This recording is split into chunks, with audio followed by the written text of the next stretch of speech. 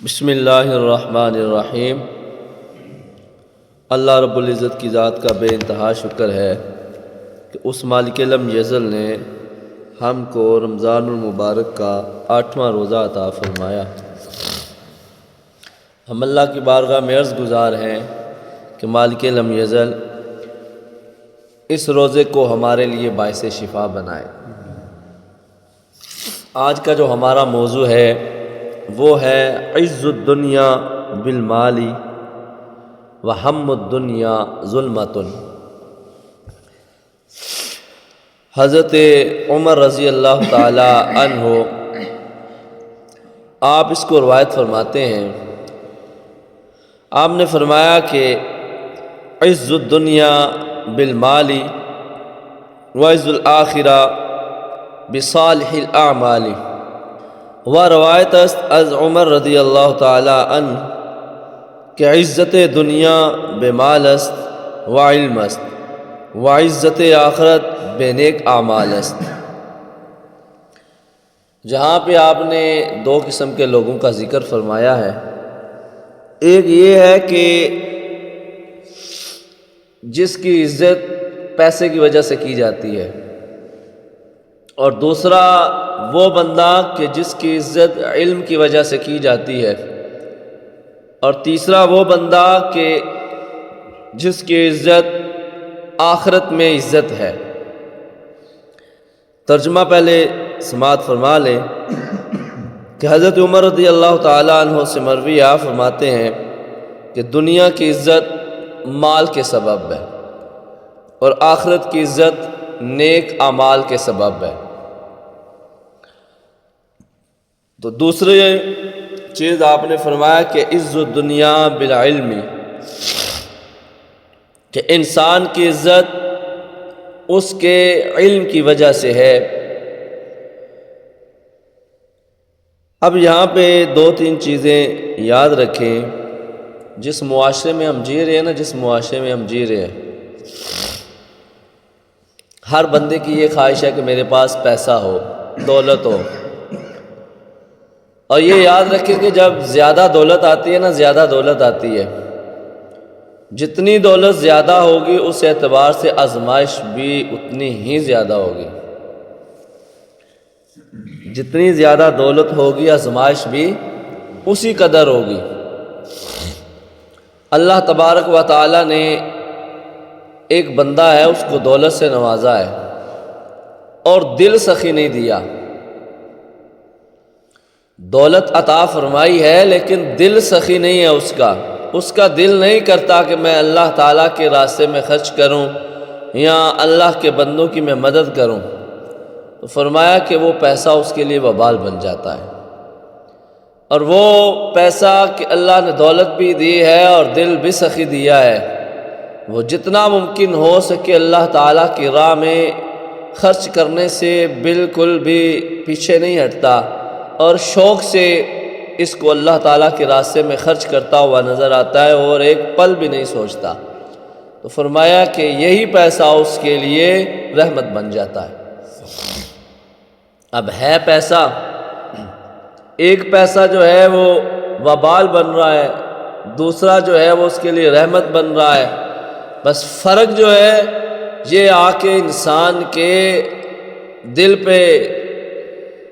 کہ انسان کا دل کیسا ہے۔ دل اگر بخیل ہو، کنجوس ہو، تو انسان کے پاس اربوں بھی ہو تو نہیں نکلتے۔ اگر دل جو ہے وہ سخی ہو تو 10 ہو تو وہ بھی نکل آتے ہیں، 10 ہو تو وہ بھی نکل آتے ہیں۔ لیکن حضرت عمر رضی اللہ تعالیٰ عنہ فرماتے ہیں کہ دنیا میں عزت بندے کی ہو رہی ہے تو وہ پیسے کی وجہ سے ہو رہی ہے۔ اور یہ یاد رکھیں کہ جب یہ جیب بھاری ہوتی ہے بھاری ہوتی ہے، اگر آپ کوئی اول فول بھی کر رہے ہیں کوئی جس کو عام لفظوں میں ہم کہہ لیں کوئی بکواسات بھی آپ کے زبان سے ادا ہو رہی ہیں تو وہ بھی بڑے شوق سے سنی جائیں گی۔ لیکن اگر یہ بھاری نہیں ہے تو آپ کی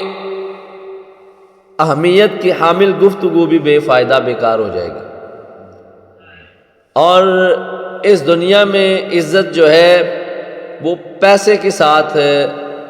آپ بھی اس معاشرے میں رہتے ہیں، آپ کو بھی علم ہے، آپ بھی دیکھتے ہیں جس کے پاس پیسہ ہے، جس کے پاس مال و دولت ہے، لوگ جو ہے وہ اس کو سلام کرتے ہوئے بھی نظر آتے ہیں، چاہے وہ دنیا دار ہوں، اور بعض دفعہ تو ایسا ہوتا ہے کہ وہ جنہوں نے دین کو پھیلانا ہوتا ہے، جن کا منصب یہ ہے کہ وہ دین کی شمع کو روشن کریں اور لوگوں کی رہنمائی کریں، اسی پیسے کی خاطر وہ بھی درباروں میں کھڑے ہوئے ہاتھ باندھ کے آپ کو نظر آئیں گے۔ وہاں پہ نہ ان کو شریعت کا حکم یاد آئے گا، نہ ان کو کوئی اور چیز یاد آئے گی، لیکن وہ سامنے وہ نظر آ رہے ہیں نا، وہ نوٹ نظر آ رہے ہیں،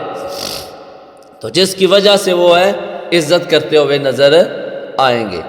حضرت علی رضی اللہ تعالیٰ عنہ کا فرمان ہے، آپ نے فرمایا کہ ہم اللہ کی اس قسمت پر راضی ہیں، اللہ کی اس قسمت پر راضی ہیں کہ اللہ تبارک و تعالیٰ نے جاہلوں کو مال دے دیا اور ہمیں علم دے دیا۔ مال تو ختم ہو جائے گا، لیکن یہ علم جتنا خرچ کرو گے اسی اعتبار سے بڑھتا جائے گا، بڑھتا جائے گا، بڑھتا جائے گا۔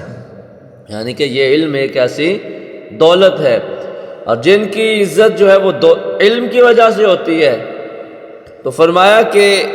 اگر تو عزت کی جا رہی ہے، تم کسی کی عزت کرتے ہو مال کی وجہ سے، فرمایا کہ یہلکو، وہ تمہیں ہلاک کر ڈالے گا، لیکن اگر کسی کے علم تم کسی کی عزت علم کی وجہ سے کر رہے ہو تو فرمایا کہ ینجی، وہ تمہیں نجات دے گا، وہ تمہیں کامیاب کر لے گا، وہ تمہیں بچا لے گا۔ یعنی علم کی وجہ سے عزت کرنا تمہارے اپنے لیے بھی فائدہ مند ثابت ہوگا، دوسرے کے لیے تو چلو ہے ہی ہے، لیکن تمہارے بندہ مومن کے اپنے لیے بھی یہ چیز فائدہ مند ہوگی کہ جس کی عزت وہ علم کی وجہ سے کر رہا ہے، تو اللہ تبارک و تعالی اس عزت پر اس کو نعمت عطا فرمائے گا اور وہ بخشش کا پروانہ ہوگا۔ کیونکہ جب علم کی وجہ سے عزت کی جاتی ہے، اس میں اپنی غرض نہیں نہ رہتی۔ مال و دولت کی وجہ سے جو عزت کی جا رہی ہے، اس میں انسان کا کوئی نہ کوئی اپنا مقصد ضرور ہے کہ میں چلو دو چار لفظ اس کے لیے بولوں گا تو یہ مجھے کچھ نہ کچھ دے دے گا۔ ہمارے ہاں جو ہمارے معاشرے میں یہی تو چل رہا ہے نا کہ جس کی جا رہی ہے وہ اسی وجہ سے کی جا رہی ہے کہ شاید مجھے اس سے کچھ مل جائے، لیکن یہ علم ایک ایسی اللہ تبارک و تعالیٰ کی لازوال نعمت ہے کہ بڑے بڑے دولت مند بھی اس علم کی دولت کے آگے آپ کو جھکتے ہوئے بھی نظر آئیں گے، کیونکہ معاشرہ ایک جیسا تو ہے نہیں۔ جہاں پہ لوگ جو ہے وہ علم والوں کو حقیر سمجھتے ہیں، وہاں پہ ایسے لوگ بھی ہیں کہ جو علم والوں کو اپنے ہاتھوں پہ اٹھا کے رکھتے ہیں۔ تو حضرت عمر رضی اللہ تعالیٰ عنہ آج سے 1400 سال پہلے ہماری رہنمائی فرما کے گئے ہیں کہ یہ اس دور کی بات کر رہے ہیں آپ کہ جس دور میں ابھی نیا نیا مال آیا تھا، جس دور میں ابھی نیا نیا مال آیا تھا اور لوگ جو ہے وہ نئے نئے امیر ہوئے تھے، تو اس وقت آپ نے جب لوگوں کے بدلتے ہوئے رویوں کو دیکھا نا، تو آپ نے پھر فرمایا کہ واقعی دنیا کی عزت مال کے ساتھ ہی ہے، لیکن ایک بندہ مومن کی شان قربان جائیں، اس کی عزت کیسے ہے؟ فرمایا کہ اس کی عزت جو ہے وہ نیک اعمال کے ساتھ ہے۔ بندہ مومن کی عزت نیک اعمال کے ساتھ ہے، دنیا میں نہیں۔ ایک تو یہ نا کہ دنیا میں عزت ہو رہی ہے، صرف دنیا میں نہیں، آخرت میں بھی اس کو عزت ملے گی۔ جس کو مال کی وجہ سے عزت دی جا رہی ہے، آخرت میں اس کا کوئی حصہ نہیں ہے، لا خلاق له فی الآخرہ، ایسے بندے کا آخرت میں حصہ نہیں ہے۔ لیکن جو نیک اعمال کی وجہ سے عزت مل رہی ہے، بشرط یہ کہ اس کے اندر ریاکاری نہ ہو، بشرط یہ کہ اس کے اندر یہ نہ ہو کہ میں اس لیے عبادت کر رہا ہوں لوگ مجھے کہیں یہ بڑی اچھی نماز پڑھتا ہے، میں اس لیے حج کر کے آیا ہوں لوگ مجھے حاجی کا ٹائٹل دے دے، یعنی کہ یہ والے اندر کی نیتیں نہ ہوں، یہ نہ ہو نماز بھی پڑھ رہا ہو ادھر بھائیوں کا حق بھی کھانے والا ہو، یہ نہ ہو کہ ادھر نماز ہو رہی ہو اونچی آواز میں باہر گالیاں نکالنے والا ہو، یعنی اس طرح کی جو بری عادات ہے نا وہ اس کے اندر نہ ہو۔ اس کے ذریعے اپنے قلب کو پاک کرنے کی کوشش کرے اور فقط اللہ تبارک و تعالیٰ کی رضا حاصل کرنے کے لیے نیک اعمال کرے۔ تو فرمایا کہ جب ایسا کرے گا نا دنیا میں بھی عزت پائے گا اور آخرت میں بھی وہ عزت پائے گا۔ پھر فرمایا کہ حضرت عثمان غنی رضی اللہ تعالیٰ عنہ ہم الدنیا ظلمۃ فی القلب وہم الآخرۃ نور فی القلب۔ آپ نے فرمایا کہ جو بندہ دنیا کا غم دل میں رکھتا ہے، دنیا کا غم دل میں رکھتا ہے، تو اس کا نتیجہ کیا نکلتا ہے کہ یہ دنیا کا غم اس کے دل کو تاریک کر دیتا ہے، اس کے دل کو کالا کر دیتا ہے، اس کے دل کو حقیقت دیکھنے سے جو ہے وہ روک دیتا ہے۔ لیکن جب آخرت کی فکر کرے گا نا، تو آخرت کی فکر کرنے کا نتیجہ کیا نکلے گا کہ اللہ رب العزت اس کے دل میں نور پیدا فرما دے گا۔ اس کی نگاہ پھر ایسی ہو جائے گی کہ وہ بیٹھا مشرق میں ہوگا، اللہ تبارک و تعالیٰ اس کے لیے حجابات کو ایسے کھول دے گا کہ ہر چیز اس کے آنکھوں کے سامنے ہو جائے گی۔ پھر مقام یہ آ جاتا ہے کہ اللہ کے رسول صلی اللہ علیہ وآلہ وسلم نے فرمایا کہ میں اپنی امت کو اس طرح دیکھتا ہوں کہ جیسے یہ رائی کا دانہ ہے نا، اس کو میں اپنی ہتھیلی پر رکھوں اور یہ مجھے نظر آتا ہے، تو یہ دنیا میرے لیے اس قدر کر دی گئی ہے کہ میں اس کو اس رائی کے دانے کے برابر اپنے ہاتھ پر دیکھ سکتا ہوں۔ یہ کب ہوتا ہے کہ جب دل جو ہے وہ نور بن جاتا ہے، جب دل نور سے بھر جاتا ہے، جب دل میں نور الہی اتر آتا ہے۔ تو یہ کیسے اترتا ہے؟ فرمایا کہ وہم الآخرہ، وہ آخرت کی فکر ہے۔ جس وقت بندے کو پتا ہو نا، یہ ایک یقین ہو کہ میں نے اس دنیا سے جانا ہے، یقین ہو، بندہ جب تک مرتا نہیں ہے، اصل میں یہ نا بندے کو یقین نہیں ہوتا ہو میں نے بھی جانا ہے، اپنے سے پہلے بڑوں بڑوں کو دیکھ رہا ہوتا ہے کہ وہ اس دنیا سے جا رہے ہیں، لیکن اس کے باوجود بھی وہ سب کچھ دیکھتا ہے، اپنے ہاتھوں سے دفنا کے آتا ہے، سب کچھ کر کے آتا ہے، لیکن جب وہاں سے واپس آتا ہے تو پھر وہ اسی رنگینیوں میں کھو جاتا ہے، یعنی کہ بھول جاتا ہے کہ ابھی جو میرا سب سے پیارا تھا اس کو میں اپنے ہاتھ سے زمین کے اندر رکھ کے آیا ہوں۔ ماں باپ اتنے پیارے ہوتے ہیں، ماں باپ کو اولاد پیاری ہوتی ہے، رشتہ دار پیارے ہوتے ہیں، دوست پیارے ہوتے ہیں، کوئی نہ کوئی تو ایسا کسی کی زندگی میں ہوتا ہی ہے نا جو انسان کے دل کے بہت زیادہ قریب ہو، لیکن جب اس کو بھی موت آتی ہے تو یہی اپنے ہاتھوں سے اس کو زمین کے اندر رکھ کے اوپر اتنی مٹی ڈال کے واپس آ جاتا ہے اور خود کو آ کے بھول جاتا ہے، لیکن ایسا نہیں ہونا چاہیے۔ فرمایا کہ آخرت کی جب بندہ فکر رکھے گا نا دل میں کہ میں نے بھی اس دنیا سے جانا ہے، آخر بڑے بڑے نہیں رہے تو میں کیا چیز ہوں، میرا بھی ایک وقت آنے والا ہے اور اس مقررہ وقت پر میں اس دنیا کو چھوڑ کر چلا جاؤں گا، آیا کیا میں نے اس کے لیے کوئی تیاری کی ہے یا نہیں کی، یہ سوچ انسان کو رکھنی چاہیے کہ آیا میں جہاں پہ جانا ہے اس کے لیے میں کوئی تیاری بھی کی ہے یا نہیں۔ جب تیاری کرے گا تو کامیاب ہوگا نا، جب تیاری نہیں کرے گا، جب اس کی فکر ہی نہیں کرے گا، جب اس کے بارے میں سوچے گا ہی نہیں، جب اس کے بارے میں اس کو خیالات ہی نہیں آئیں گے، تجسس ہی نہیں کرے گا، اس کی تمنا ہی نہیں کرے گا کرنے کی، اس کی جستجو ہی نہیں رکھے گا، تو پھر کیسے وہ اس کے بارے میں فکر مند ہوگا، کیسے وہ اس کو کرنے کی کوشش کرے گا؟ کیونکہ جب فکر آخرت انسان کے دل میں آ جاتی ہے نا، تو پھر انسان چھوٹے سے چھوٹا نیک کام بھی کرنے کی کوشش کرتا ہے، جتنا ہو سکے انسان جو ہے وہ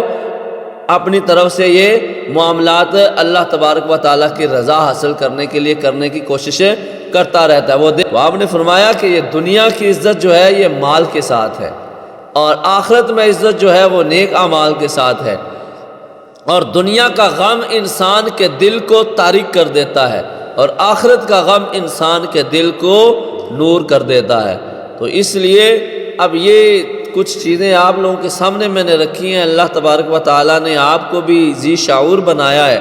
اللہ تبارک و تعالیٰ نے آپ کو بھی عقل عطا فرمائی ہے، تو اب یہ فیصلہ آپ نے کرنا ہے کہ ہم نے کس عزت کا معیار کیا رکھنا ہے۔ آیا عزت کا معیار صرف پیسہ رکھنا ہے، عزت کا معیار نیکا مال رکھنے ہیں، یا عزت کا معیار علم رکھنا ہے؟ تو جب یہ ساری چیزیں آپ لے کے سوچ کے چلیں گے نا، تو انشاءاللہ تعالی ہماری زندگی میں بھی تبدیلی آئے گی، اور ہم دنیا کے اندر بھی اپنے آپ کو کامیاب